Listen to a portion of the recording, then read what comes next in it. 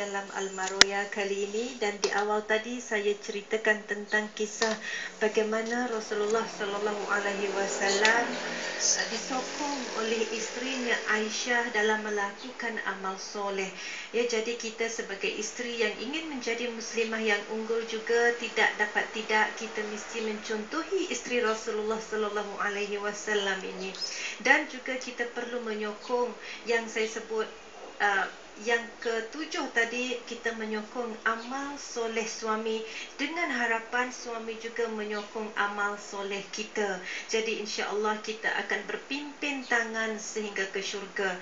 Jadi kisah yang saya sebut tadi, apabila ingin buat kebaikan, fastabiqul khairat, kita bersegeralah, kita jangan tunggu, sebab saya juga katakan kita tidak ada banyak masa, yang mana kita tidak ada banyak masa untuk hidup.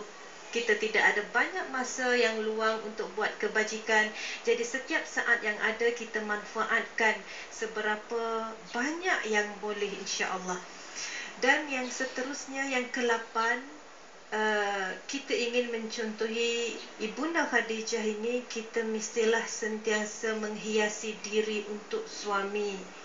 Ya, hiaskan diri untuk suami ni bukan kita hias diri kita sebab kita suka begini, tetapi kita hias diri kita sebab suami suka kita begini. Ya, bukan sebab kita suka, tetapi sebab suami suka, dan sebab kita ingin mendapat redha Allah Subhanahu Wa Taala, maka kita menghias diri bukan untuk maksiat, ya, bukan untuk menyekutukan Allah dengan yang lain.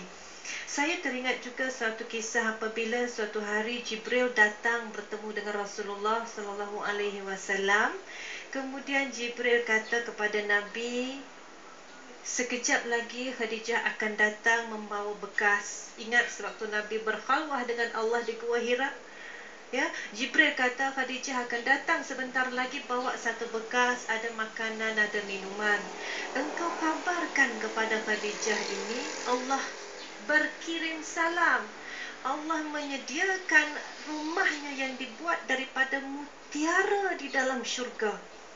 Masya Allah, macam mana rumah buat mutiara? Kita mutiara sebiji pun tak ada, mutiara kerongsang banyaklah ada, tapi tak boleh buat rumah. Ya, macam mana rumah dibuat daripada mutiara? Tak payah puan-puan bayang, sebab memang tidak boleh kita bayang. Ya, kuasa Allah ni di luar batasan pemikiran manusia. Ada yang Rasulullah buat, ada yang Rasulullah sediakan, tetapi ini adalah janji yang tertunai di akhirat. Jadi apabila Rasulullah khabarkan kepada isterinya begitu, apa rasanya?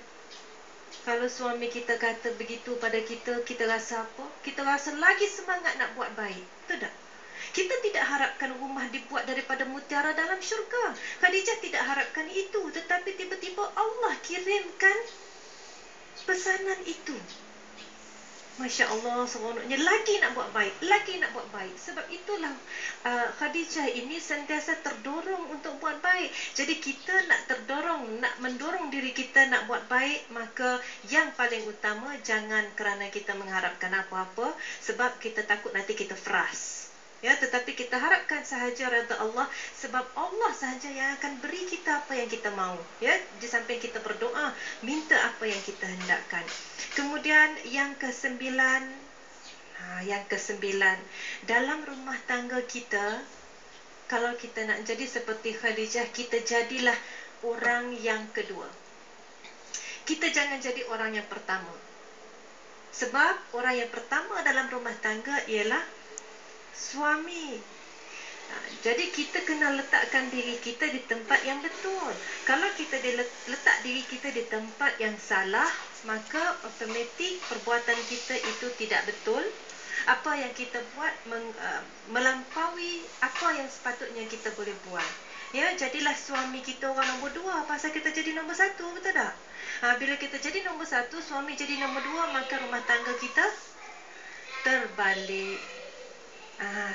Itu saja kita ingat, ya. Bila kita buat apa-apa, ini nombor 1 ke nombor, bukan isteri nombor 1, isteri nombor 2, suami nombor 1, isteri nombor 2. Letak nombor 2 keluarlah kita. Kemudian yang ke-10, jadikan rumah tangga kita seperti syurga.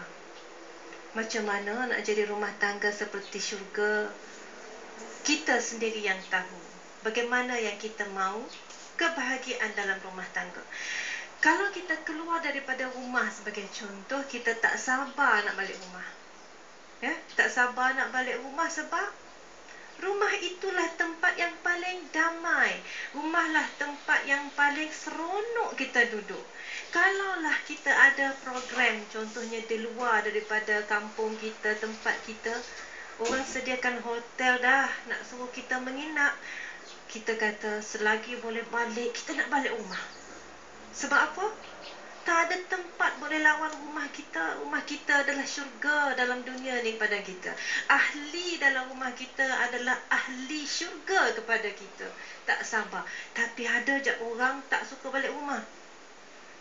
Tak ada, dia bangsa maju. Ada di tempat lain. Kalau dia ada pejabat sendiri, kalau boleh nak duduk pejabat, nak bawa tikar bantal duduk di pejabat, tidur situ, tak mau balik. Ada sesuatu yang tidak kena dalam rumah dia. Sebab rumah dia bukan menjadi syurga, tetapi rumah dia jadi neraka. Macam mana nak buat rumah jadi neraka? Maka adalah pada dia dalam rumah itu ahli neraka. Sebab pada dia rumah dia tak boleh jadi syurga. Ada sebab mungkin ahli rumah itu kepadanya adalah ahli neraka, bukan ahli syurga. Dia kata dia ahli syurga dah, rumah tu dia dah seronok, tapi ada seorang ni jadi dia tak seronok.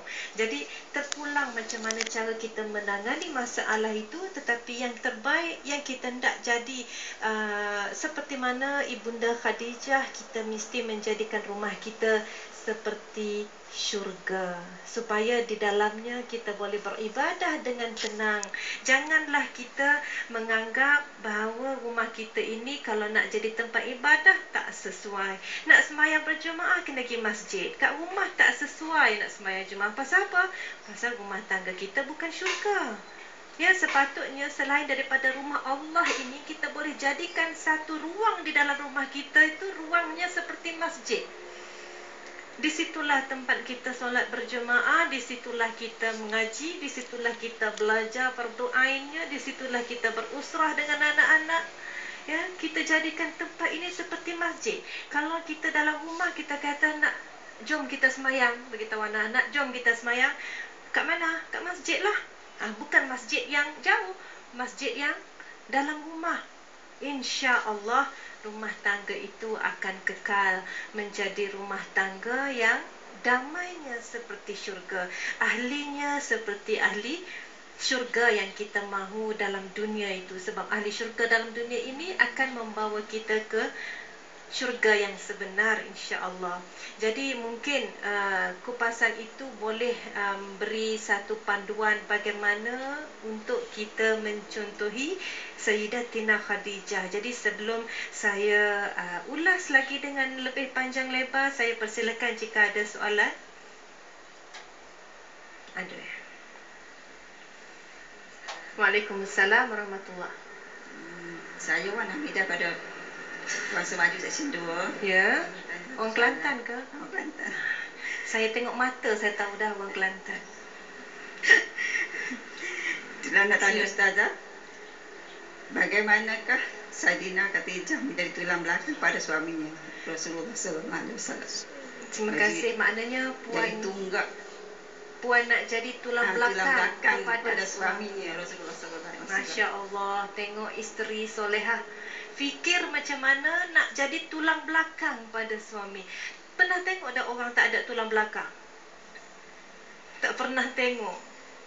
Dia boleh berjalan, nak duduk boleh, nak baring pun tak boleh. Usahakan nak berjalan, nak duduk, tak ada tulang belakang. Jadi perempuan bayanglah pentingnya tulang belakang kepada seorang manusia. Itulah kita ya, kadang-kadang lupa nak bersyukur. Tulang belakang ini pun kadang benda kita tak boleh tengok. Maklumlah, siapa boleh tengok tulang belakang kat tangan? Kalau tengok cermin pun payah. Tak, bergulung-gulung kita nak pusing nak tengok tulang belakang. Nak tengok tak boleh, macam mana nak bersyukur pasal benda tak nampak? Dan juga benda yang tak payah beli dapat free. Dan benda pula tak pernah diuji, elok je sepanjang masa. Daripada lahir sampai hari ni umur 35, elok je tulang belakang. Kalau 35, kalau 70 tahun tulang belakang elok saja. Dapat free pula tu. Walaupun tak pernah tengok rupa. Lupa kita nak bersyukur. Ya Allah, ya Tuhanku, terima kasih atas nikmat-Mu. Tulang belakang aku tak pernah ada masalah. Dah. Nak tanya tulang belakang ini, isteri nak jadi tulang belakang suami. Macam mana suami nak jadi tulang belakang? Dia tak kata macam mana suami nak jadi kening isteri. Kening. Sebab tak berasa kening tu penting. Pasal itu orang cukur kening. Betul tak? Tak penting mana kan kening ni, buang je lah. Dia lupa. Ada sebab Allah cipta. Tak tahulah. Kita kena tanya dulu orang lain. Jadi itulah yang kita kata tulang belakang ini. Ya, macam mana Khadijah menjadi tulang belakang? Yang pertamanya saya sebut, ya, yang saya sebut dah di awal tadi, dia cantik kepada suami kerana inginkan suami rasa seperti seorang bidadara. Bidadara, bukan buah bidara.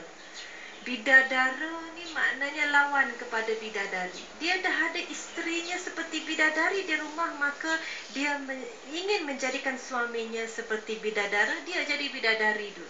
Yang kedua, dia sentiasa menjadi kanak-kanak kepada suami. Bukan kanak-kanak dah, umur 40 dah. Tapi dia kepada suami dia seperti anak kecil.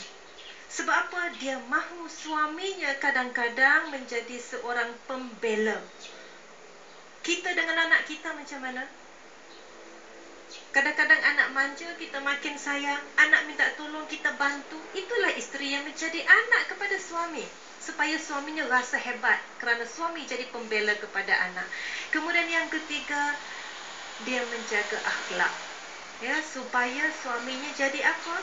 Supaya suaminya boleh menjadi cermin kepada diri sendiri. Dia bantu suami jadi baik, bantu suami berakhlak baik dengan dia menjadikan dirinya berakhlak mulia dulu. Supaya daripada dirinya, suami nampak satu cermin yang mana suami kata, aku nak jadi seperti isteriku. Dia jadi tulang belakang. Yang keempat ialah dia mesti seorang yang bijaksana sebagaimana Ibunda Khadijah, seorang yang bijaksana, bijak menyelesaikan masalah. Ya, jadi insya-Allah ada lagi beberapa cara bagaimana ingin menjadi tulang belakang suami. Kita bertemu seketika nanti.